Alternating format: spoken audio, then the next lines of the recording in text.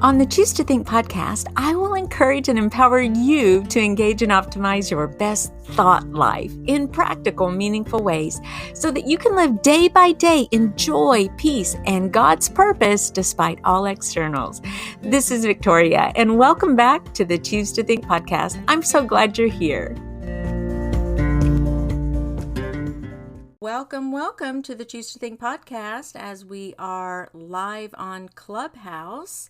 Today's topic is the community mindset.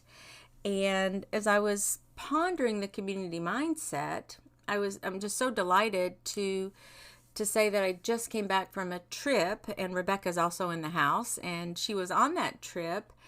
And we met with a whole bunch of Life on Fire community members, and it was such a wonderful experience, and several days that we spent in Dallas together talking about business, talking about Christ, just kind of breaking through things that were holding us back. And it was such a wonderful, wonderful trip, and it kind of goes so nicely with what we're chatting about today and the importance of not being isolated and not giving way to loneliness, but instead kind of turning that around and saying, you know what, I'm going to do what I can to be a contributor in my community. And part of this is based on a Dr. Caroline Leaf book called Think, Learn, Succeed, where she discusses the community mindset, and she gives a few tips on, she gives some benefits of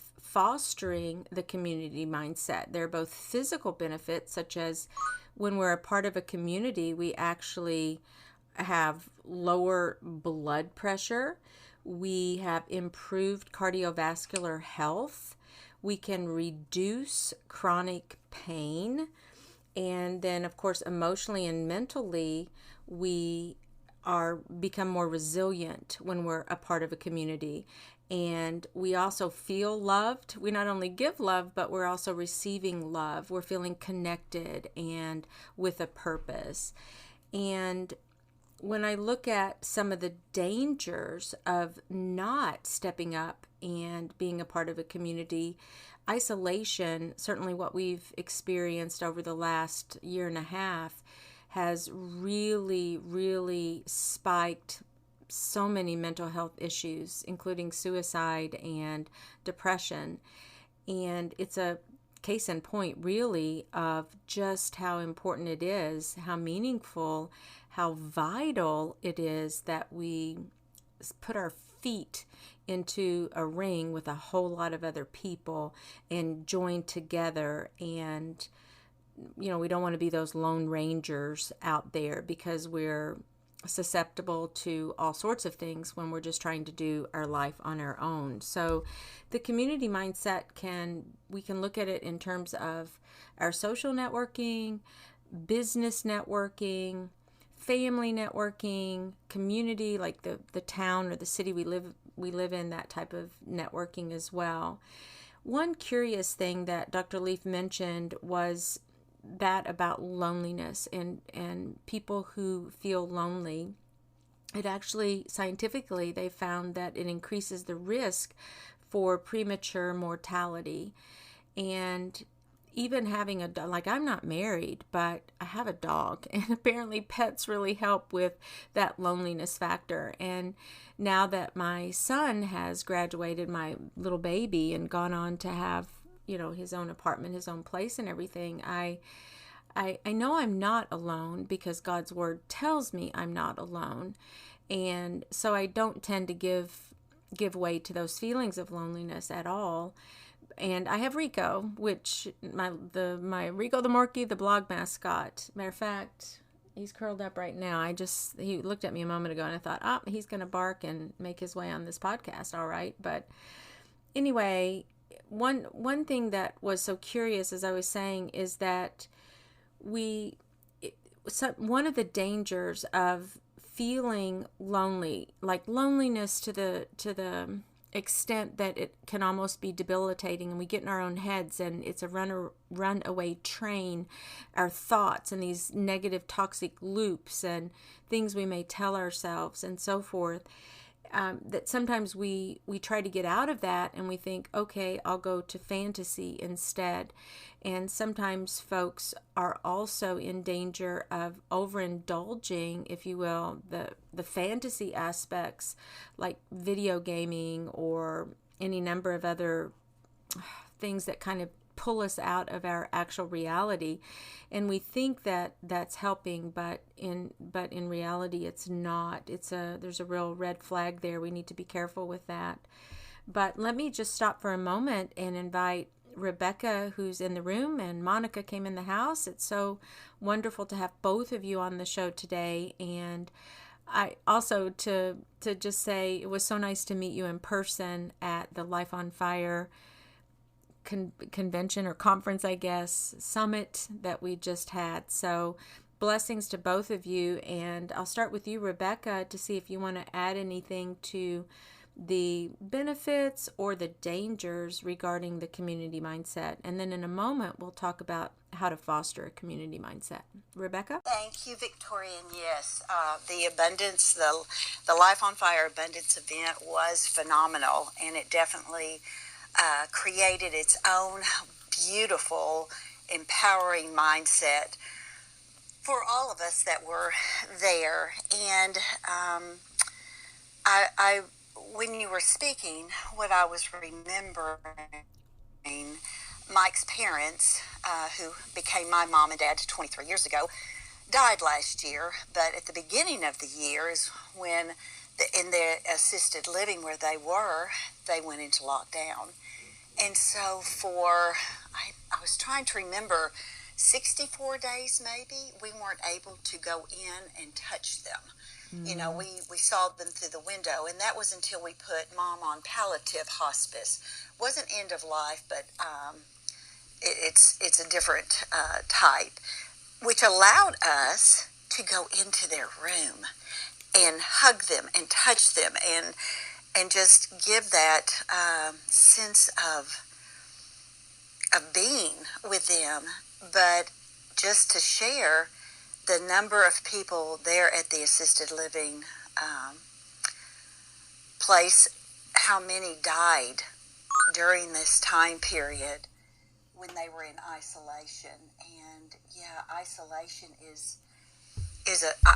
I think is worse than whatever they could have contracted because of the loneliness that they endured during that time.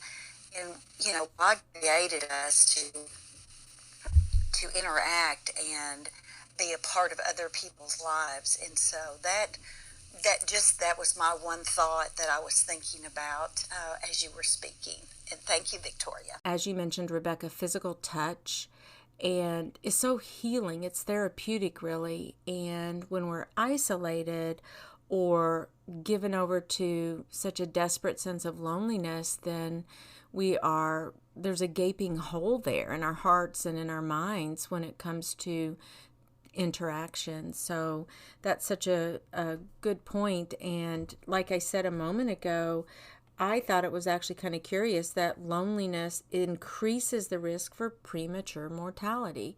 That's kind of a staggering thought, really. Well, Monica, let's go to you to see if you have any thoughts or feedback about the physical and mental benefits of that community mindset, as well as some of the pitfalls and the dangers. Hello, God bless you, Victoria and Rebecca, everyone in the room. It was so nice meeting you, Victoria, in person. I was so excited. I was just excited to see everybody and meet everyone. Abundance was awesome. It was just mind-blowing. And that being a part of the community is so beneficial. You know, meeting new people, stepping out there and just going for it. Just because a person like me, I used to be shy and quiet and just sit in the corner, you know, but God has given me a boldness to at least speak to people, you know, at least to reach out. And I'm so glad, you know, that we had the different wristbands at Abundance where we could hug or fist pump or, you know, just associate, you know, with new people. And the thing about community is it is so vital, especially to the elderly who don't have anyone who may live alone. Because I notice in my mom, I take care of my mom and she has dementia. And I can see how a person like that can just, if they were alone, that they would just, um, transition. They would just pass away because sometimes my mom gets this, I guess, a bout of anxiety and she's frustrated and crying. And so I have to calm her down. And I couldn't imagine if I wasn't there, she would, how this could just escalate.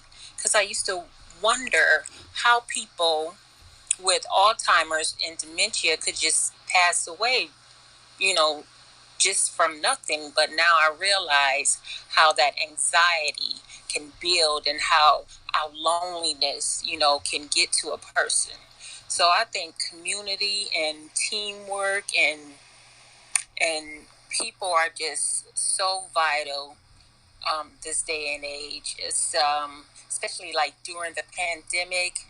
Oh my goodness, I know so many people were depressed and down and sad, and I used to try to do Facebook lives just to encourage people because I know I needed encouragement.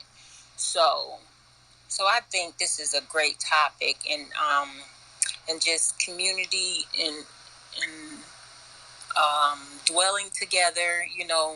It says in the Bible, fellowship is good. When we have a brother or sister that we're doing life with, when we are discouraged and struggling and facing hardships and trials, or even when we feel isolated or lonely, when we're in the ring with someone who loves us and someone we love, that little bit of encouragement that they could speak over us, the love, the life, those words of life that they could just pour over us and incite us and kind of kindle that fire that's in us or give us a spark to get it going, that in turn we can say, okay, here I am, this is how I'm feeling, this is what's going on, but I have someone in my corner of the world and in this ring as I'm duking it out here who is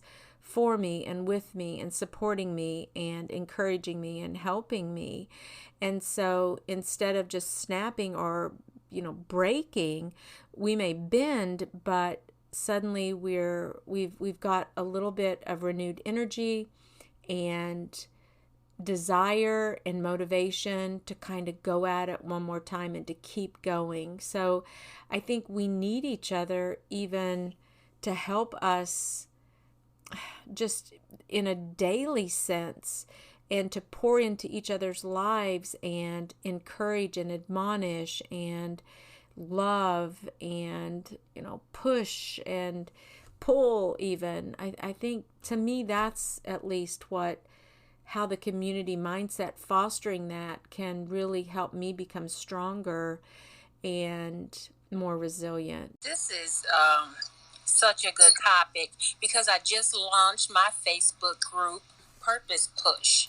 And community, it empowers you, encouraging.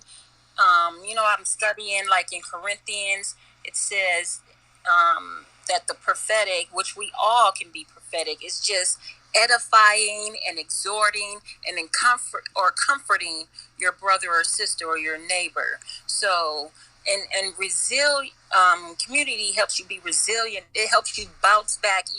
If you have a fall or if you have a struggle, you have somebody to lean on, so you don't actually fall and stay down there. They can help you up, so they can help you bounce back.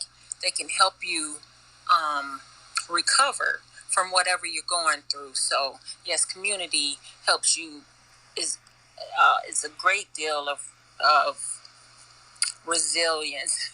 It empowers you and encourages you, and community and team playing is so beneficial. I'd like to move to the topic of how to foster the community mindset, or perhaps even how to develop it.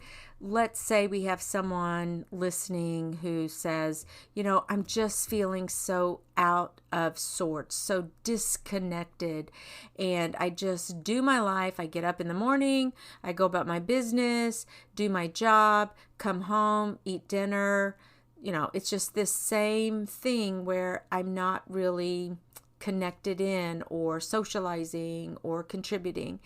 And that person says, I don't even know really where to start, especially as you mentioned a moment ago, Monica, about feeling a little bit shy or quiet or sitting in the corner, maybe more introverted. It could be a little bit more difficult for that personality type to kind of buck it up and say, okay, this is what I'm going to do, or this is what I can do.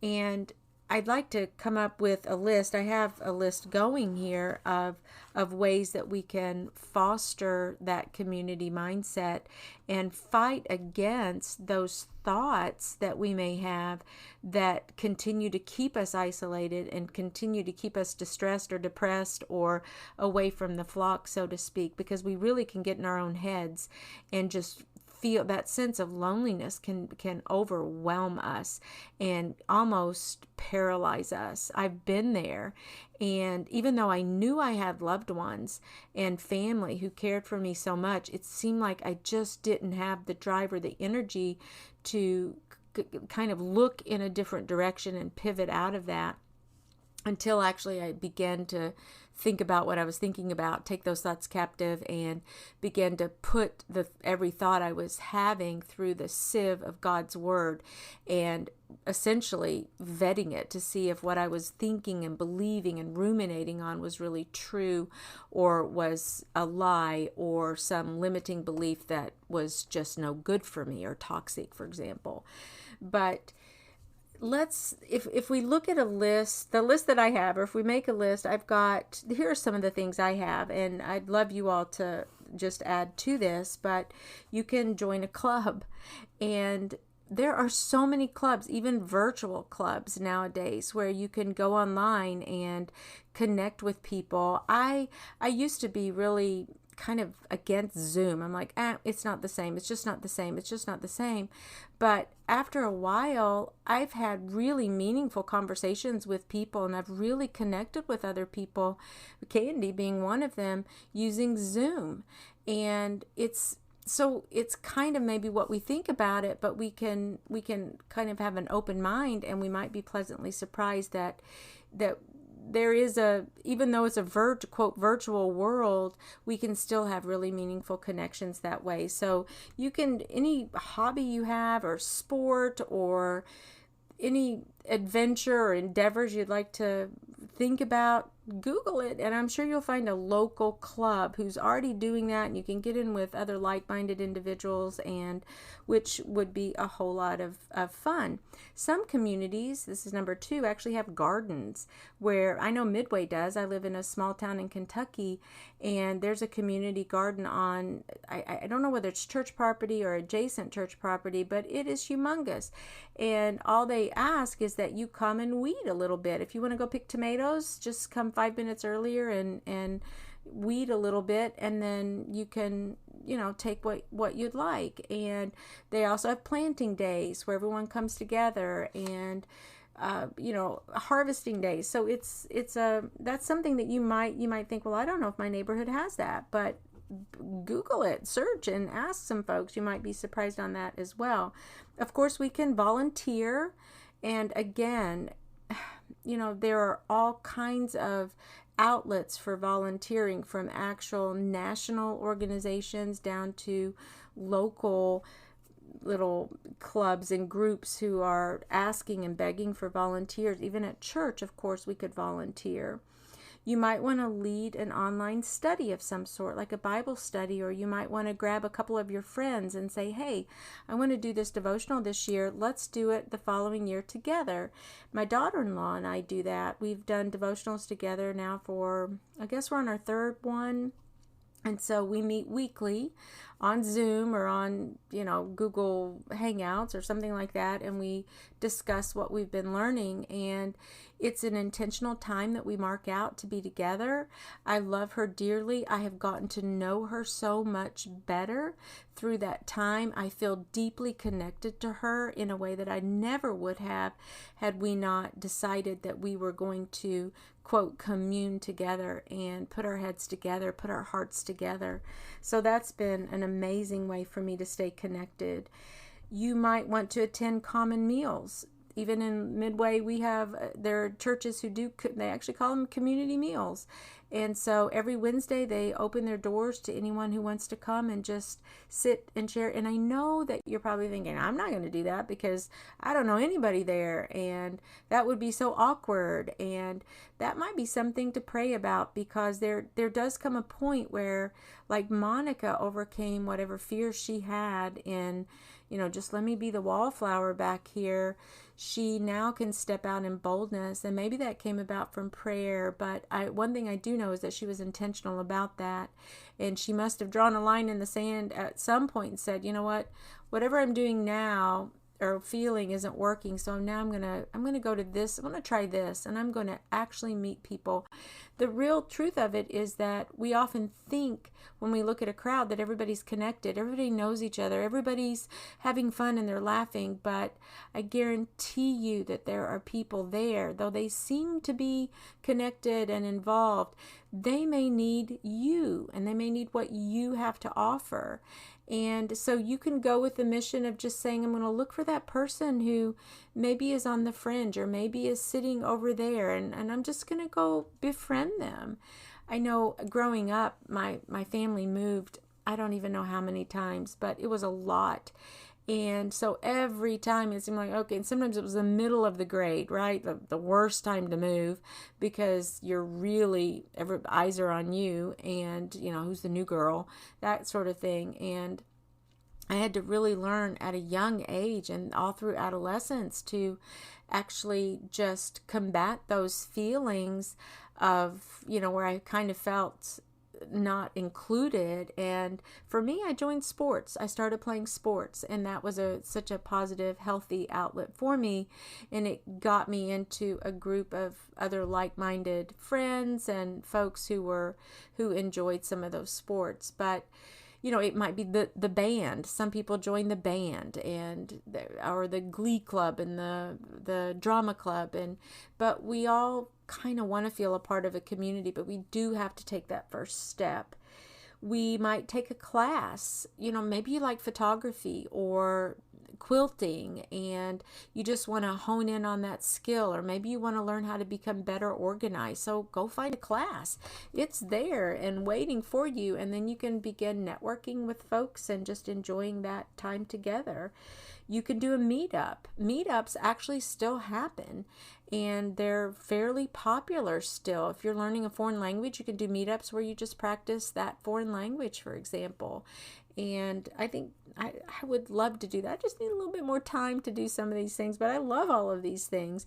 You can simply gather with your friends and with your family, and you can be intentional about meeting neighbors. If you like baking, you can take them a plate of cookies or a nice card, or take them a plant or produce from your own garden. But those are some of the things that we can actually do where, and you'll probably be thinking as I read that list that some of this is actually serving others. It's using the gifts and talents that God has given us and laying them out there and trying to be service oriented and service minded to other people who may have a need. That was a very in-depth list. I mean, it was wonderful that my very, very first thought was, because I have a group of women, and last year during this time, I would go on Zoom just to get them together once a week, anyone who wanted to talk. And a lot of them are alone and are older, and they're not as confident about what they want to do.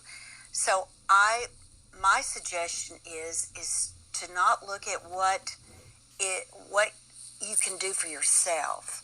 And it's just like you said, Victoria, What can you do for someone else? Because when we turn our eyes away from us, our own needs, our own wants, our own little pity party, and start looking at where we can serve, that's when our spirit shifts and our hope increases and our desire to do something increases. And the things I thought about when you if they didn't have these meetups and different things like that, is go help at your local humane society. Again, pets are a wonderful way to increase your own well-being. And then go to a nursing home. At least ours are open, or an assisted living place, and just take something there that you want to, or call them and ask them who doesn't have visitors that I could go in and visit. Those are just two really small but very powerful ways that in your own community, where you don't have to feel that, oh, I am not at a certain level, I don't look a certain way, that you can still, in a powerful way, give of yourself. I love how you emphasized the importance of serving and how essentially that does build your confidence. Your examples are really, really good as well. And so thank you so much for sharing those, Rebecca. There's nothing quite like taking our eyes off ourselves to suddenly realize that there is a bigger world and that there are folks who have perhaps even deeper needs than I may be having. And I'll tell you that when I overcame depression with God's help back in 2016, that was one of the first things that I actually tried to foster, was getting my eyes off myself and that self-focus. So if we can be others minded in this process, then all the better. It's so good for us to do that. I also like how you mentioned the nursing home or assisted living.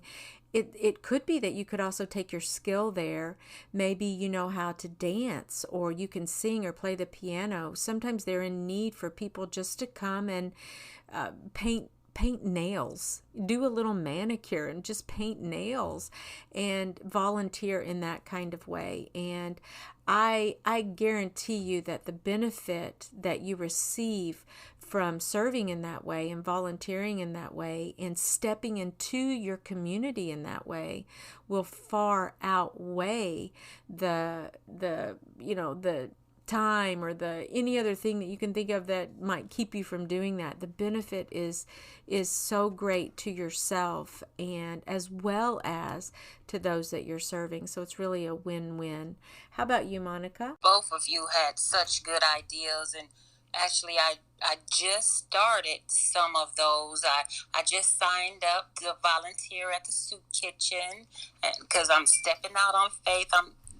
And you're right, Victoria. I had to pray a lot to come out of that depression and shyness and just low self-esteem. Wanting to stay to myself, keep in the corner. But I guess going through that gave me a passion to notice those people, notice those quiet people who are just sitting in the corner and allowing me to go up to them and say hi, try to include them in the group. So I guess, the Lord uses everything, and He takes us through a process for a reason, not for ourselves, but to help someone else. And so, I remember my mom, she used to like going to bingo. So, and I don't like going to bingos. I think it's so slow, but I would take her to bingo and just see how those people interact, how they help each other with the daubers and stuff. It's very it's a very good community. Even some churches have, like bingo in the basement, stuff like that, just to play, not for gain. Those are great ideas, and thank you for also being vulnerable and sharing about your experience and how you decided to make a shift and a change, and how you broke through some of that low self-esteem and really pivoted and turned around. I think for those who are struggling, they'll know the benefit once they do it. I mean, and maybe it's that way with anything. When we're, holding back and not doing something that would really benefit us, we talk ourselves out of it, or we allow those self-limiting thoughts, those lies, to kind of fester, and we can't see our way through the haze. But when we do, and with a whole lot of prayer, sometimes we need that prayer to get that initiative going and so forth, then suddenly, once we do, we think, why didn't I do this sooner? Why didn't I do this earlier? But I love everything that you all have contributed and how here today, and how you've shared the importance of serving and staying connected in that way. And like you said, Monica, looking for that other person who may need a little bit of encouragement, a little boost, a little, tug on the shirt sleeve to get going in a new and exciting direction. So I thank you both so much for stepping in. You are amazing women of God, and I want to make sure that my listeners know how they might be able to connect with you. Monica, let's go to you first. You said Purpose Push. That's your new club. So if you send me that link, I'll put it in the show notes. But tell us about that real quick. I had to step out on faith and just do it. I'm not perfect at it, but it's a group just to, that I feel if you're breathing, you have purpose. Even the ones in the hospital, if they're breathing on a ventilator, then they have purpose because somebody's praying for them. Somebody might come to Jesus just because they're laying there. So I believe everybody has a purpose. And those in my intro, it actually says you over there sitting in the corner, quiet, alone, full of the word in your belly. Just come and share with us. So it's just a platform where you can come and share, be yourself. It's a private group, and that we just want to encourage each other. I heard once that the opposite of depression is purpose. And I always love that. That stuck with me because it's so true. And it sounds like what you're doing is building a wonderful community for people. And I'm so glad that you appeared today, Monica, because that maybe if someone doesn't know where else to start, they can start with your group and just come into the group and begin building that kind of community, those relationships, and step out in a way that's not too threatening, because it's online, and in that Facebook group they can be vulnerable because you've set it to private, but yet they can also keep their distance if they'd like. So what a great way to tiptoe into fostering a community mindset as well. And how about you, Rebecca? How can we connect with you? I'm on Facebook and Instagram as Rebecca C. Wilcox, and I also have a Facebook group, thank you, Women Courageously Living. So that anybody who would love to become part of my community, I would love to get to know you and just help you with your vision and goals to make the rest of 2021 be the best for the year. I'm loving it. We're all on fire, following in the footsteps of Jesus Christ and chasing our God-given dreams and our purpose, stepping into our purpose. And I can say for the record, there's no place I would rather be. And I'm so grateful to be able to travel with ladies just like you and other individuals. So God bless you both, and thank you so much for coming on. And we'll catch you next week. And that's a wrap, Brain Changer. Thank you so much for tuning in. And say, if you like what you hear, please consider sharing this link to the show with a friend or a family member who you think might be encouraged by the inspiring and hope-filled messages that I try to put out every single week. So thank you so much for your support. And until next time, Dios primero y que Dios te bendiga. Ciao.